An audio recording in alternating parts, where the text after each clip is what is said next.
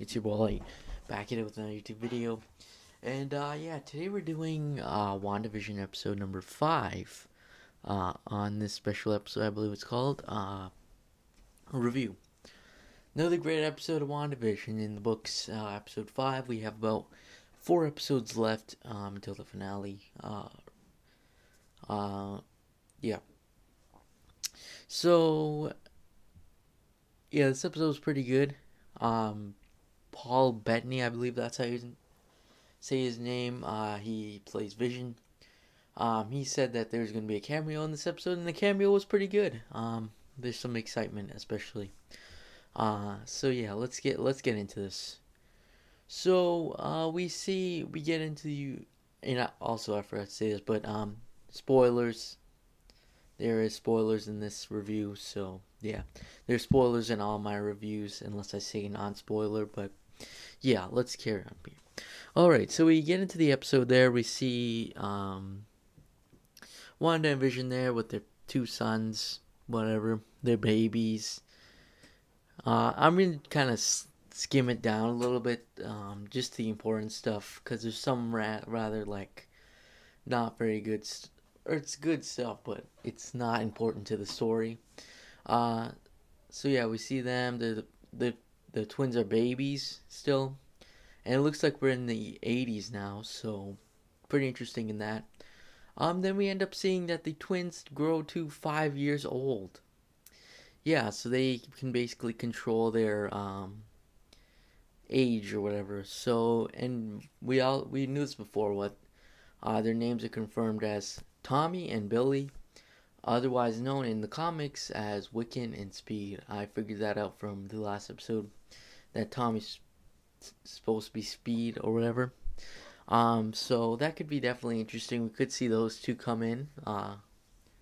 Very interesting on that part. So yeah, that happens. Yeah, they grow to age 5, which is very interesting. Then we see them get a dog, whatever. Fast forward a little bit. We actually cut to the other outside world, and we see that Monica and Rambo's finally woken up, and they're in a briefing, and we realize that Wanda supposedly broke, or she actually did. She broke into like some secure place where Vision was at, like a sword headquarters, and stole his body, and then brought it here, presumably, and resurrected him. So he's basically resurrected now. So that happens. They're like making a plan or whatever, and then yeah, we see that happen. Then we see Vision. He's at work. Pretty interesting. And then one of the guys there was talking about emails, and they get a strange email from, I presume, Sword, and then Vision kind of realizes what's going on, and then he like frees the guy's mind from Wanda, and he says that he's like, what happened or whatever, and then Vision, the story carries on. Then we see the outside world. They contact Wanda and they tell her to come out, and she does. But she's like, "Leave me alone," or whatever. So yeah, that happens. Then the boys actually grow to age 10 as well. So yeah, they're basically 10 years old. I assume they're probably gonna skip ages. Every 5 years, I assume. Which does ultimately make sense, because these kids were born in technically the late 70s, and now they're in the 80s, so it would make sense. So that happens, whatever. Then Vision ends up and then wait, no, Wanda goes outside. The sword people confront her. Whatever, that's done. And then we end up seeing that apparently Wanda is creating like some alternate reality. She's changing reality. For example, the stuff that Monica Rambeau was wearing. She was wearing a bulletproof vest, but it changed into different clothes for the like 60s or whatever, or 70s. So that happened, and then yeah, they realized that, and yeah, that happens. So she's basically changing reality. and the kids are real as well, which is pretty interesting. Yeah, so that happens, and then Vision confronts Wanda on this whole thing, and then basically that happens. They in this picture they're standing up to each other, presumably getting ready to fight or whatever. But then we hear a doorbell ring, and then Vision's like, well, answer that, because he thinks that she's just creating that so he can get mind wiped or whatever. But he can't be. He's not. He can't be controlled by Wanda. I presume because he's not human. That happens, and then we end up seeing a cameo at the end of the episode, and it was actually Quicksilver, but recast though. Which actually turned out to be Evan Peters, which was definitely really interesting. That's the guy who plays Quicksilver in the X-Men movies, if you were wondering. So yeah. Now on to my thoughts. Now, I knew there was going to be a cameo because of the thing I said before, but I was expecting it to be Doctor Strange, to be honest with you guys. I knew Evan Peters was in this because if you search on Wikipedia or something, or on Google like WandaVision, look at the cast, you'll see Evan Peters is there, and then you think to yourself, right, who could Evan Peters be playing? And I was like, maybe he plays Speed, cause he has some pretty good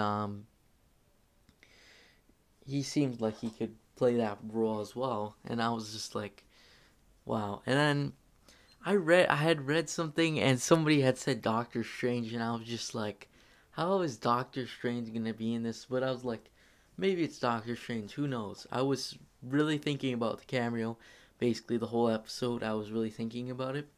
Then I'd come to the end, we realize it's actually Quicksilver or Pietro Maximoff. But here's the interesting thing, though. He's been recast.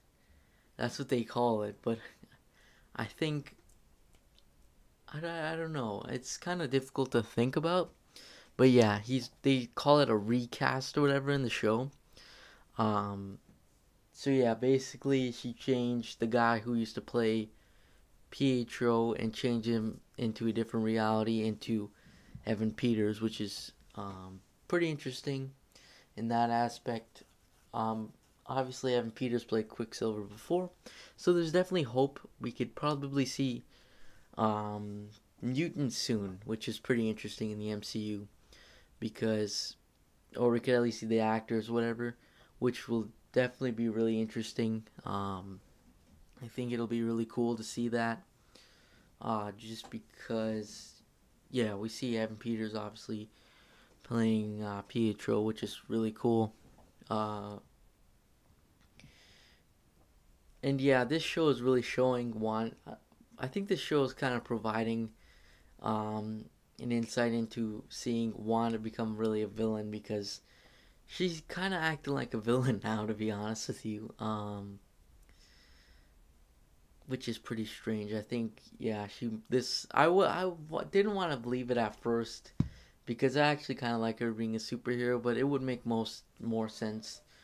I I think it's either she's a villain, this show is basically making her a villain, or there's a villain at the very last moment, which I don't think there would be.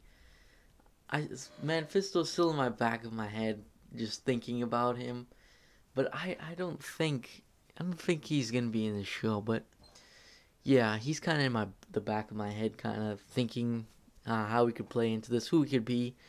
But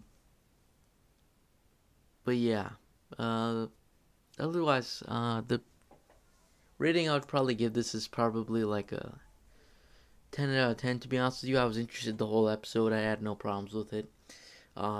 Really good. Anyways, thanks for watching. Make sure to like and subscribe, and I'll see you guys in the next video. Peace.